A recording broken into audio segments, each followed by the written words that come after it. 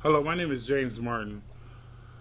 I am CEO of Nitram Global, and I'm making this YouTube video about real estate, about how to be an effective tenant and how to get a landlord to rent to you, because I am coming across a lot of people that is coming to me and say, "Hey James, could you rent a house to me? Hey James, could you do this?" And all I need is XYZ. Well, when you present yourself to a landlord, which you need to know a few things first and foremost. 9 chances out of 10, the landlord does not need you to rent his house. He is more better off the property being vacant and take the risk of the property getting vandalized because he's paying insurance on it, and just collecting insurance money if he do, then deal with a tenant that is going to cause him problems beyond problems beyond problems. And so that's something we need to think about.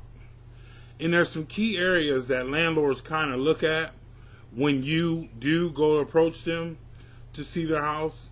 The first biggest one is, no matter how your circumstances are, do not give a sense of over urgency.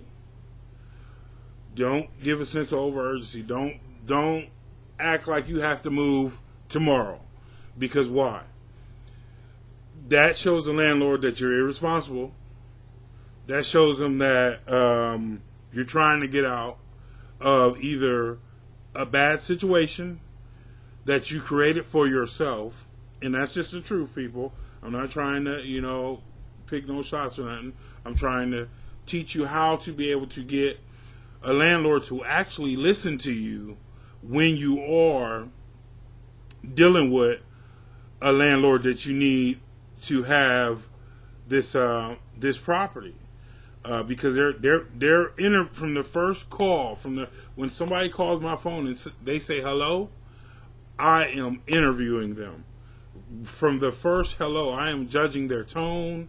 I am paying attention to what they say, how they say it, how they structure it. I am asking feedback questions. I am trying to make sure that they are accurate, because that's the truth of the thing. Listen, you can get a landlord to actually rent from you with an eviction on your back. But if you say, you got to keep it real with them. Hey, Mr. Landlord, look, back in 2008, I had a problem. Back in 2006, it was the landlords, things was going bad, but here's my 2 pay stubs. Here's what's been going on with me. Here's my financial situation.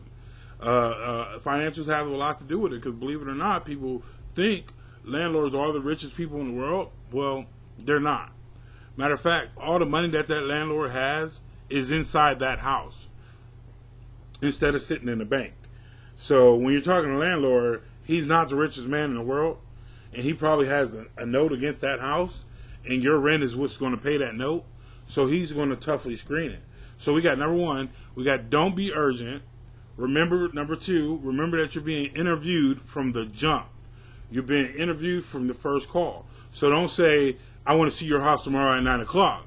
Like this man don't have a job or he has nothing else to do.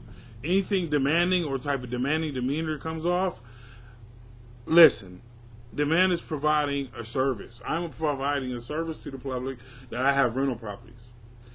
And this is a need, because obviously, if you didn't need this service, you'll have a house of your own and you'll be paying a note in the bank of your own. So it's kind of a win-win. And a lot of landlords, they don't post ads on Craigslist or in the newspaper because they're desperate. It's just that's their business, and they're providing a service and they're marketing it to the public. People doesn't look at it as a business standpoint, but it is. So when you do when you do set up a time that works for you and the landlord to go see the house, when you do go through the walkthrough, and make sure you have your last 2 page stubs. Make sure you have letters of reference. You know, one tenant came and gave me 2 letters of reference. You know, because first of all, people, you can call anybody.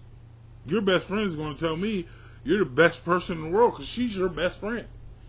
So your employment is more better than me than your references. That's just something that says, yes, this is tenant XYZ. This is Mr. Smith XYZ.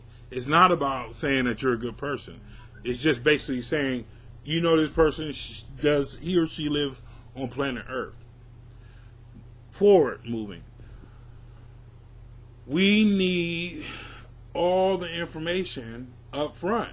So if you're on PIP, if you're having your baby's daddy live with you, but you don't want to be on PIP, which is against the law, and I'm telling people to do that, but this is just what it is. So if your baby's dad is living with you, and you're on PIP, but you don't want to put him on a lease, you need to let the landlord know up front, because then your lease is going to state, you know, XYZ about visitors.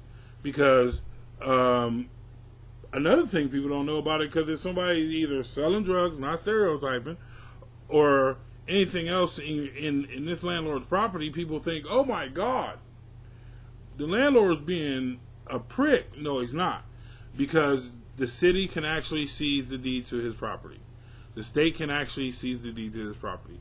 Especially if there's drug activity. So that's really a big thing. You know, so he's not being a prick. Remember what I told you. All the money is in the house. So basically, it's just like the city can freeze his bank account because you're in there selling drugs. And they will jump him through loops until someone get prosecuted. Someone does something for him to get that property back, if they let him get it back.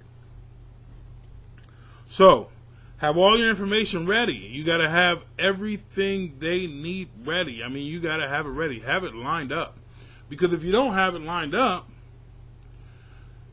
or if you're not telling the truth from the jump, remember, the landlord's going to call the people on that list. And then the devil's in the details. So all these things are going to start coming out. All these things are going to start, oh, well, I used to work there, or they got me on another HR list, and or XYZ, and that's just going to look bad for you. There is no landlord in the world that's going to let you move in their house without no income. So you need to at least act like you have it all together, and then follow through with it. Because there is some landlords, they know the ropes as well as you. They'll get you out their house. Period. Well, I'm going to cut that short for right now. This is James Martin, Nitram Global, getting information out there. And we're just starting this new YouTube channel. So you guys be great. I hope that information was useful. Remember, you are being interviewed from the jump. If you call my phone from the jump, from the first text, from the first anything, I am interviewing your tone, and I'm making sure you know I am the landlord and you're the tenant, and this is going to be an equal business transaction, and it's going to be a fair business transaction. And then you want to do that with him, because a year later when you move, he's going to say, you know what, this lady came to me, she had all her information, and she stuck by her word.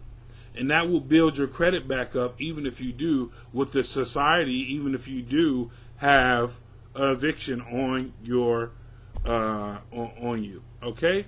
Okay, James Martin, thank you very much.